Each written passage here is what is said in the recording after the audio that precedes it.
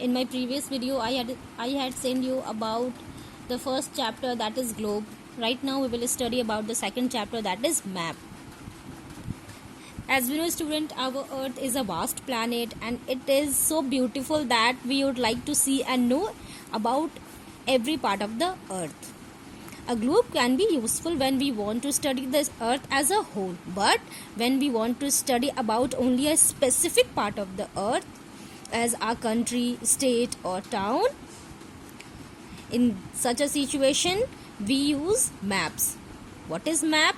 A map is a drawing of the earth's surface or a part of it on a flat surface according to a scale.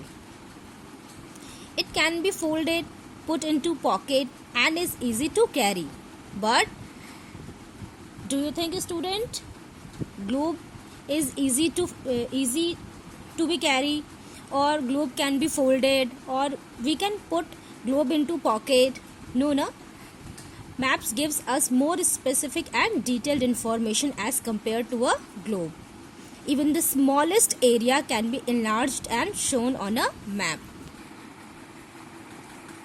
We will be able to get this specific and detailed information about each and every parts of our country or the part of our world is shown on the map. You all can see here.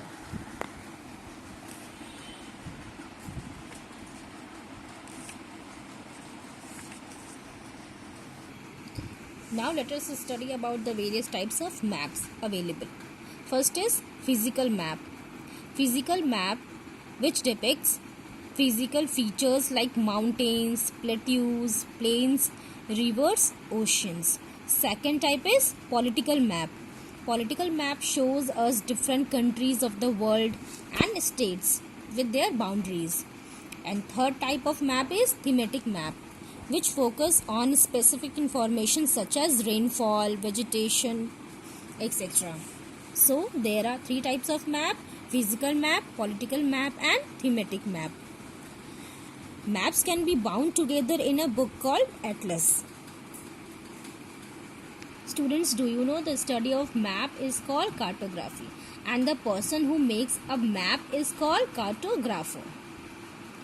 Now let us know about the language of map. What is it? Maps are very handy to carry and they help in learning about the earth. To read a map correctly and accurately, it is necessary to understand the language of a map. Each map has colors, directions, signs, symbols and scale, and these things are called the language of the map. First is direction. As we know, in the map there are four major directions. Look here. In the map there are four major directions: north, south, east and west.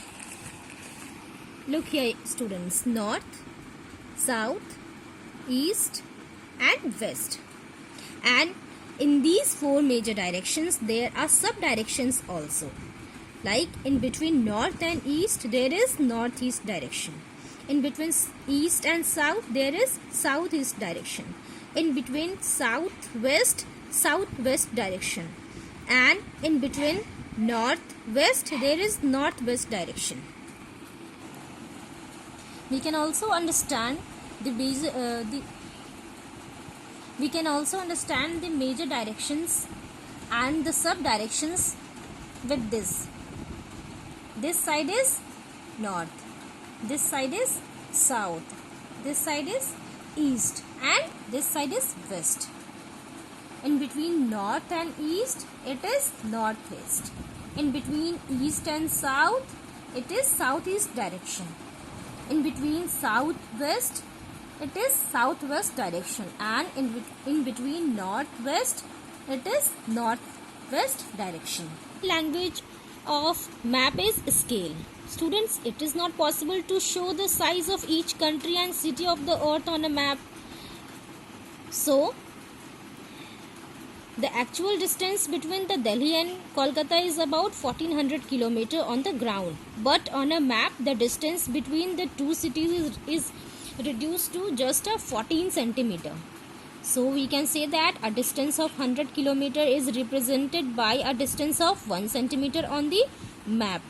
And this process is called the scale of the map.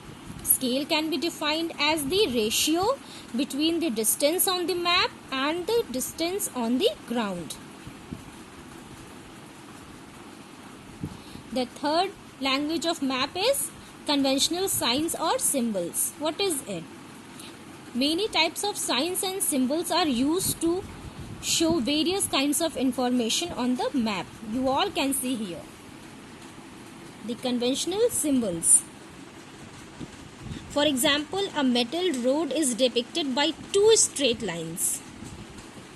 Look here, students. Metal roads are depicted by two straight lines on the map. Like the same, there are various signs and symbols which represents various dams, well and tank, stream, state boundaries, metal road, bridge, railway line on the map. And the fourth language of map is colors. Different colors are used to show various landforms on a map. Like water bodies, like oceans, rivers, seas and lakes are shown in blue color on a map. Green color depicts plains or mountains and highlands are shown in brown color. Plateaus are marked in yellow color on the map.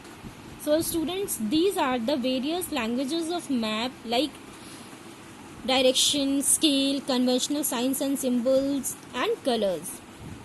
These are the things which makes us easy to understand the map.